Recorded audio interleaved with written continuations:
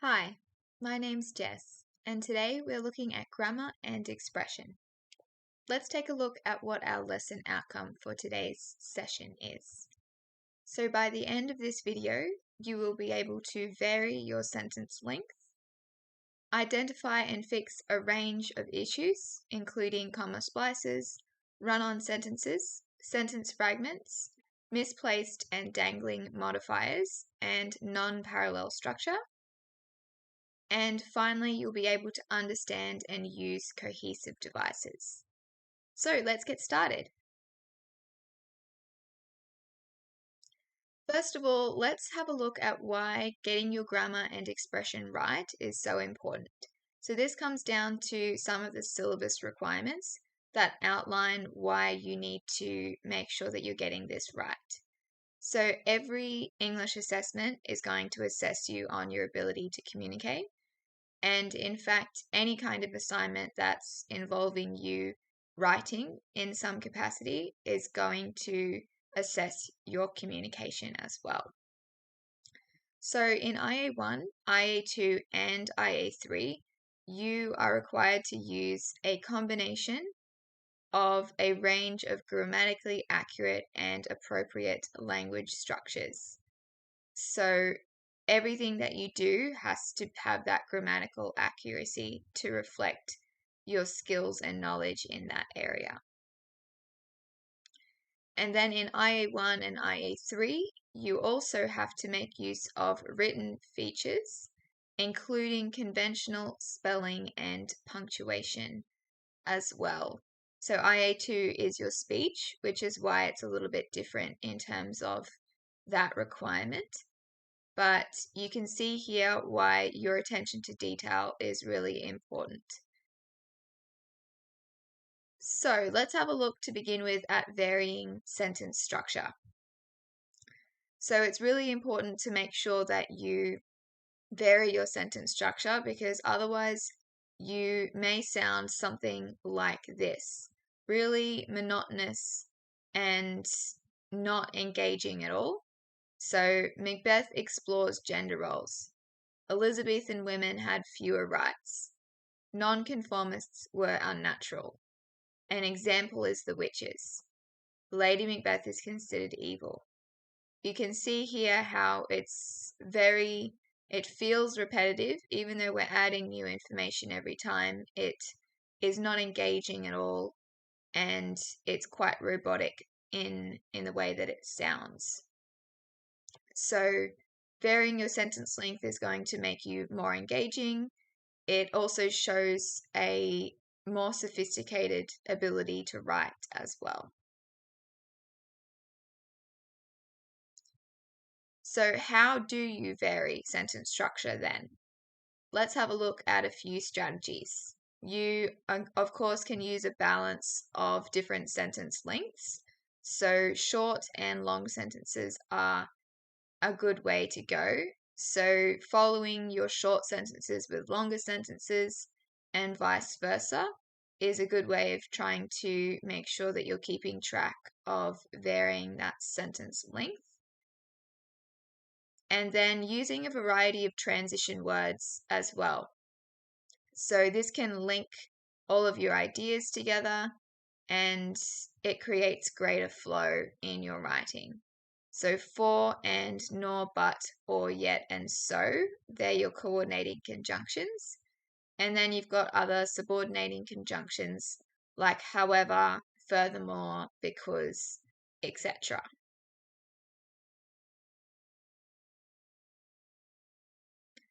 Comma splices. Now these are really common. You'll see them all the time.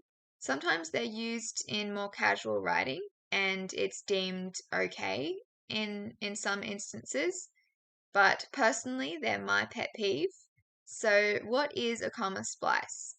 This is when you're joining two independent clauses with a comma. So what is an independent clause? This is when you've got a statement that can stand on its own as a sentence. It can be independent from anything else in and around it. Whereas a dependent clause is the opposite in that it relies on those words that are around it. So it's a group of words that do not form that complete sentence by themselves. So dependent clauses have to be linked to other clauses in order to form that complete sentence. So let's have a look at an example of what a comma splice would look like. She submitted her assignment. She was not confident.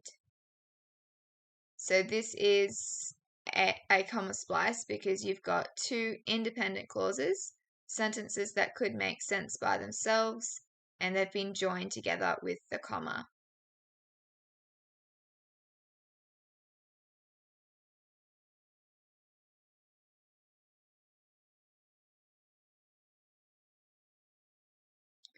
So the word however often tricks people when it comes to commas. So only place a comma before however if it is being used to join dependent clauses. So here we've got two examples. The one on the left is a comma splice. She submitted her assignment, however, she was not confident. So, however, she was not confident could be a sentence by itself, and that is why the comma before the word however is that comma splice error. The next example, though, she did, however, think that the assignment taught her something. That is not a comma splice, the comma before, however, because she did is not a independent clause. So that is the difference here. You always need to ask yourself, is it an independent clause? Can it make sense as a sentence by itself? And if so, if both sentences have been joined with a comma, then that is where you've got a comma splice issue.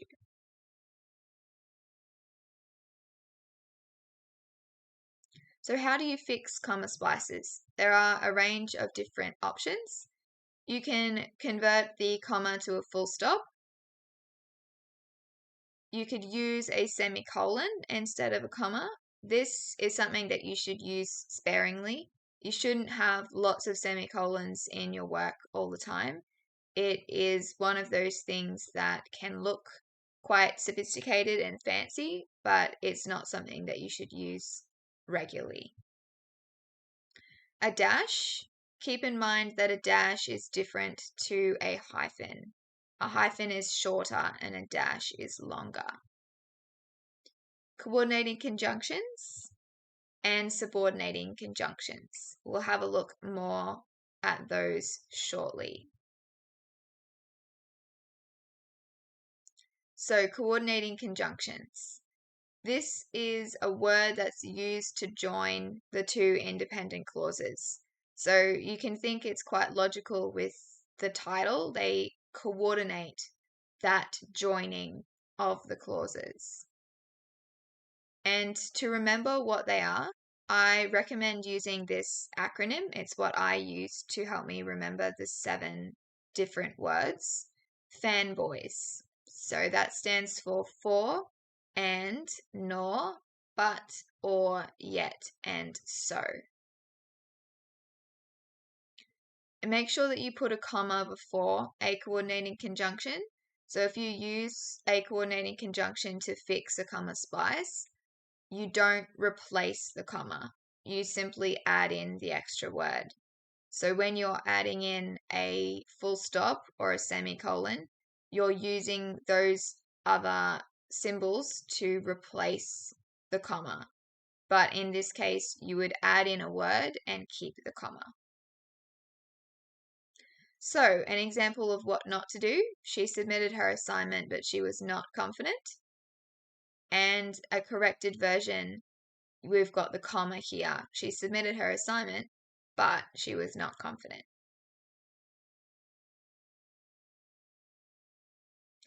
Run-on sentences. So this, in a way, is sort of the opposite to a comma splice because you have got two independent clauses being joined with no punctuation at all.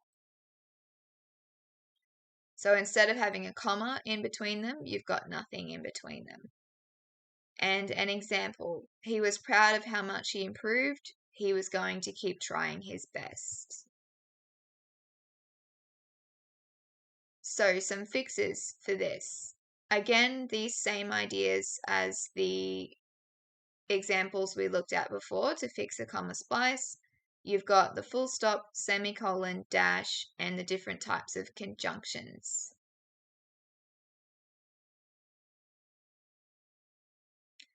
Sentence fragments. Now, we often use these as well in our everyday communication, especially in terms of texting or messaging people. So, a full sentence, though, in your formal writing that you'll be doing in English must have a subject and a verb. So, the dedicated student studied hard for the exam.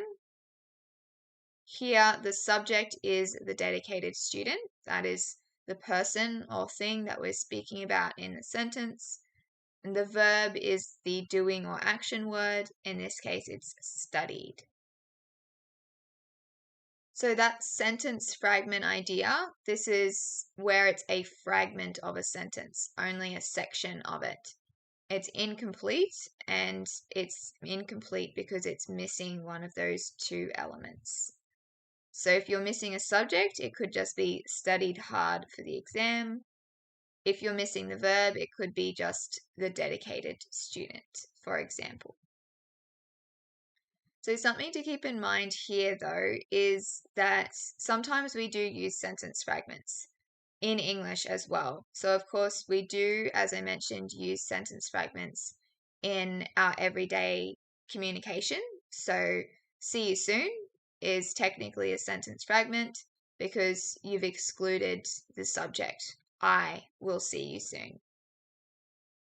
However, also in English, when you are doing a task that is less formal, so for example, in IA1, in Year 12 English, you will have the task of writing for the public audience. You could be doing a blog or some kind of article, and that could mean that you choose to use sentence fragments because it's a less formal way of writing, and it could be perhaps more inviting for the everyday reader.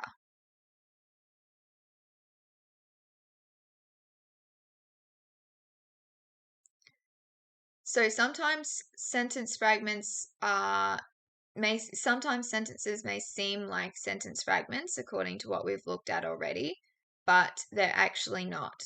So imperative verbs are verbs that tell someone to do something. So like a command. And these verbs have an implied subject. So that subject is whoever the speaker is addressing. So when you've got you're talking to someone, then it's implied that you're talking to them.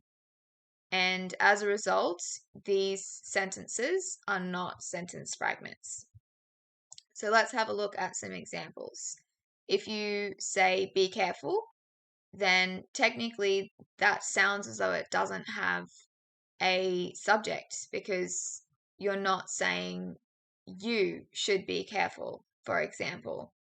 But we would be speaking to someone. In this case, you're commanding someone to do something, and whoever is being spoken to is that implied subject.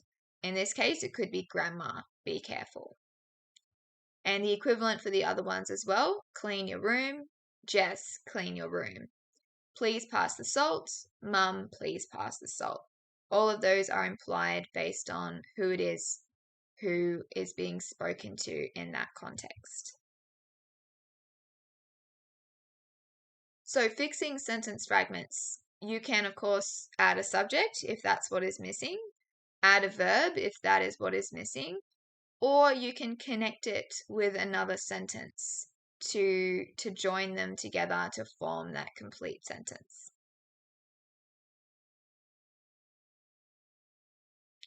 Misplaced modifiers, this is something that you may not have heard of before, so let's have a look at what they actually are. It's a phrase, a clause, or a word that's incorrectly separated from the word it modifies.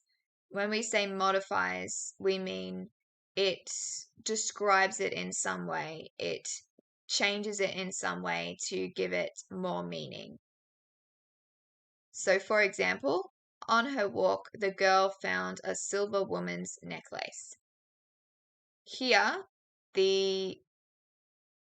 it sounds as though the woman is silver, whereas of course we mean that the necklace is silver. So when we say incorrectly separated from the word it modifies, that's what we mean here. So in red, we've got the misplaced modifier, silver. That's modifying because it's giving greater meaning. It's describing that idea in some way. The word that was meant to be modified was necklace. It was meant to be a silver necklace, but the word that was modified was the word woman's. So you can see in the corrected version, we can reposition the modifier to make sure that it's not separated from the word it's meant to be modifying. On her walk, the girl found a woman's silver necklace.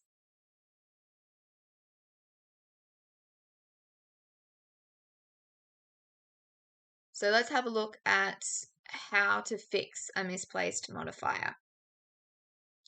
You can move the modifier to a more suitable position, like we just showed then. So an example of what not to do, the business person chased the train carrying a briefcase. Here it sounds as though the train is the one that's carrying the briefcase rather than the business person, because you can see that idea of the train is in between the idea of the business person and the briefcase. So the business person and the briefcase have been separated out. So there are a few ways that we could fix this. Carrying a briefcase, the business person chased the train. So here we've joined them back together because briefcase and business person are next to each other and the train part doesn't come until the end. Another option, the business person who was carrying a briefcase chased the train. That's also joining them back together, so there's nothing in between it that's obscuring or changing the meaning. And lastly, the business person chased the train while carrying a briefcase. So that was misplaced modifiers. Now let's have a look at dangling modifiers. This occurs when the subject of the modifier isn't clearly stated. Let's have a look at an example. So while they are cute, experts think guide dogs should be more valued for their cleverness and loyalty. So here it's unclear because the wording and the structure of the sentence makes it sound like we're talking about the experts being cute rather than guide dogs. Because it says while they are cute and then immediately follows that with the word experts. So by default, we in our minds think that the cute thing that they are referring to in the sentence is the experts. And that just means that the subject of the modifier is unclear.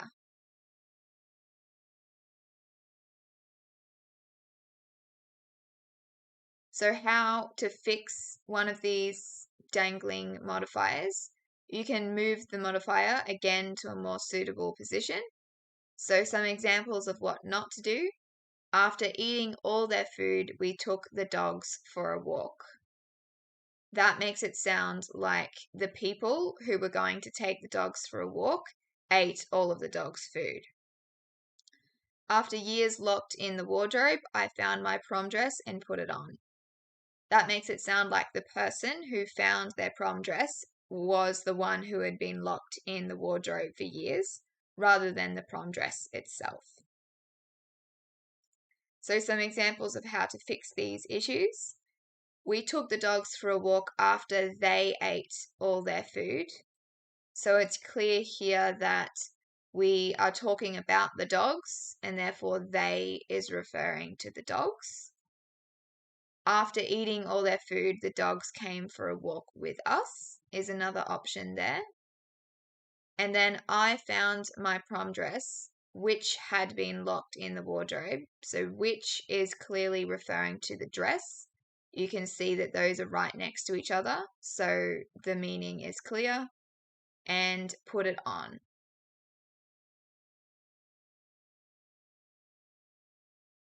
Non-parallel structure.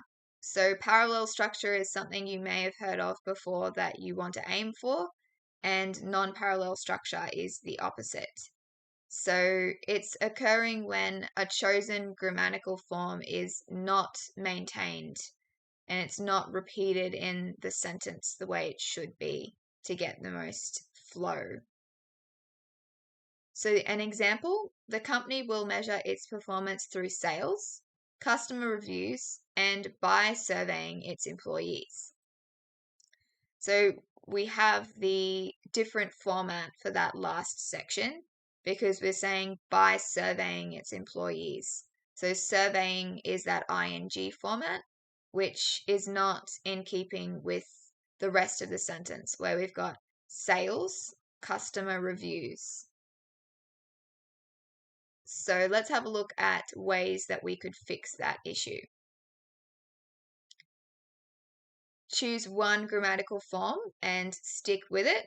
So here we've got that same sentence, and a way of fixing it would be changing that last part so it says employee surveys.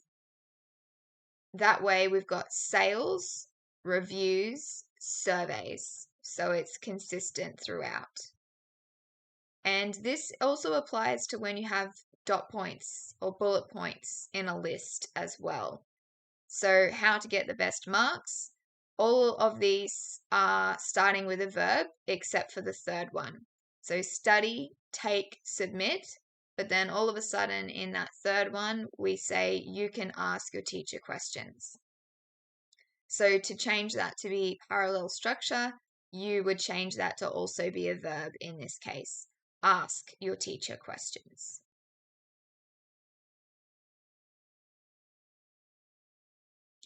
Cohesive devices. Now, this is something that you will probably see in the different assessment criteria that you'll be marked against, and you may wonder what it is.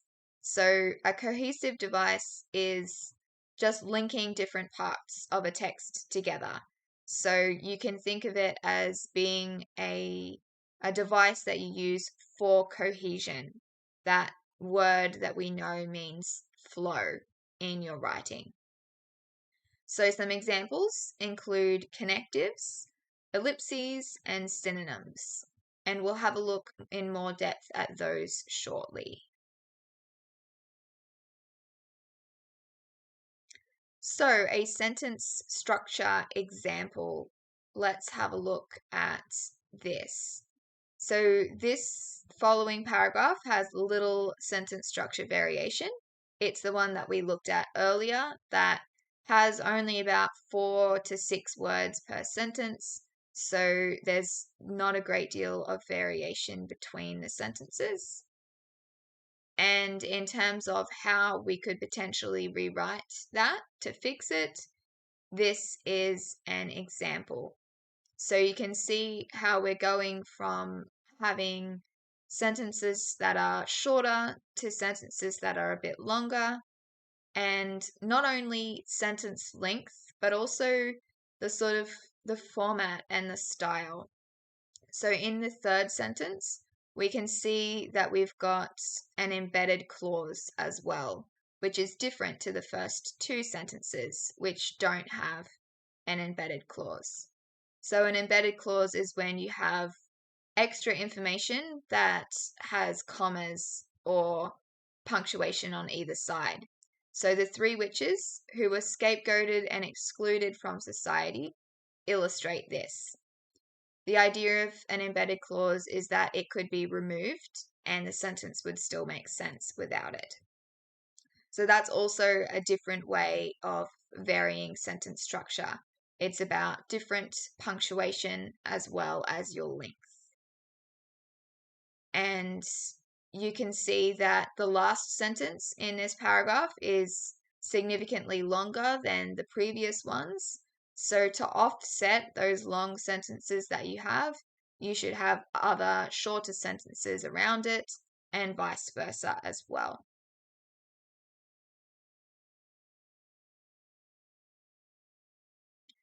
So comma splices. If we have a look at some examples, those things that we looked at earlier for how to fix comma splices, we can see those in action here.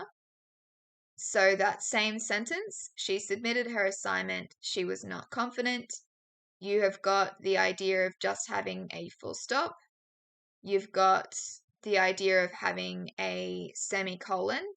And you can have the word however in this case, and you can see how the semicolon slots in before that word, because in this case, however, she was not confident is a sentence by itself. A dash, which is different to a hyphen, remember that. And then coordinating conjunction. So remember fanboys, and in this case, we've chosen to use the word but. She was not confident.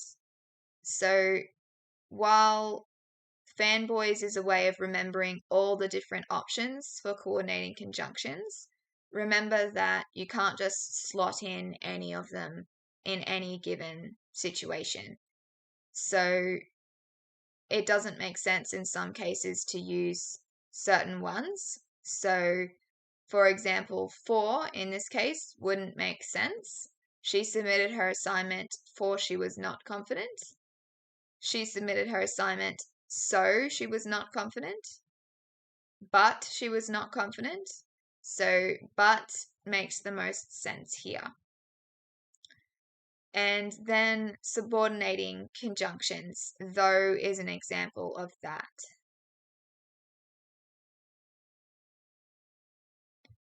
Run-on sentences, the same fixes that we just looked at, and you can see how we're also adding in those same types of punctuation. We've got the coordinating conjunctions here, so and both make sense in this case. And in the subordinating conjunction example, we have actually got a different sentence. And the reason for that is a subordinating conjunction doesn't necessarily fit in every example. So you have different options in a general sense for run-on sentences and how to fix them, but not every run-on sentence can be fixed using all of these strategies. So in this case, we've got a different example for the subordinating conjunction 1. The flowers are beautiful, they brighten the garden. And the flowers are beautiful because they brighten the garden is how we could fix it with that additional conjunction.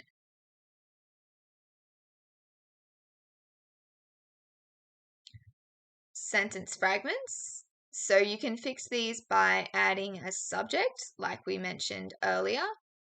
Fragmented, went to bed at 9. Correct, I went to bed at 9. Fragmented, tried to cook dinner from scratch. Correct, the teenager tried to cook dinner from scratch. So it's easy to just think, usually at the start of a sentence, you're going to be specifying who or what it is that is speaking or is doing something in the sentence. And next, you've got adding a verb. So fragmented, books, clothes, and food. Correct, books, clothes, and food make good gifts. So make is our verb there. Fragmented, my older brother, and correct, my older brother bought a block of land. So actually performing an action in this case.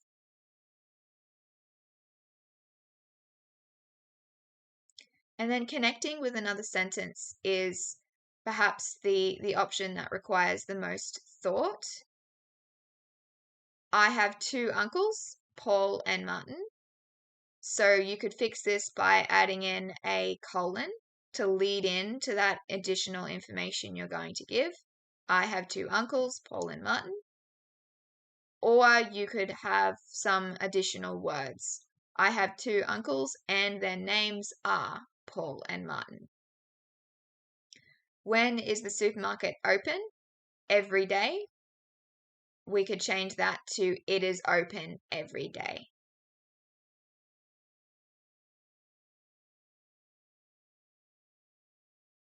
Cohesive devices. So some examples of those, and they can be divided up according to different ideas. So you've got time cohesive devices, before, after, next, etc. You've got cause and effect ones. So because, hence, therefore. And then you've got the comparing or contrasting devices. However, whereas, similarly, etc. So it's often the case that you'll be using these words without even realizing that you are actually using cohesive devices. So an example of using a few of these in a couple of sentences.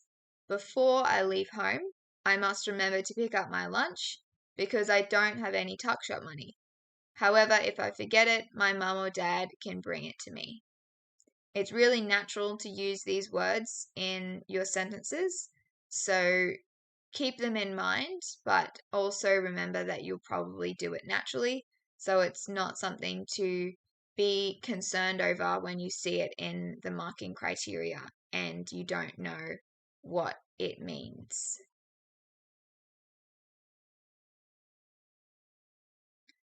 So ellipses are another cohesive device, which is 3 full stops in a row, so 3 periods. And it can indicate that words have been omitted from a quote or a section of text, or it can be used to show some kind of pause. We often see it in creative writing to create some kind of tension. And just when I began to feel a sense of familiarity, a flash of lightning stole my vision, and then the world went blank. So you've got that pause there with the ellipsis indicating that. And then synonyms. And a synonym is a word or phrase that means the same or nearly the same as another word or phrase. So in this example, instead of repeating over and over again this idea of evilness, we've got other words as well. We've got antagonistic, wickedness. You could say villainous or other words like that. So mixing up your vocabulary is a good way of making it more engaging, showing your knowledge, because having that good base of vocabulary is something that markers will look for in your writing. So what have we covered in today's session? We've looked at varying sentence length, comma splices, run-on sentences and sentence fragments, misplaced and dangling modifiers, non-parallel structure, and cohesive devices. I hope that was helpful, and good luck with all of your writing.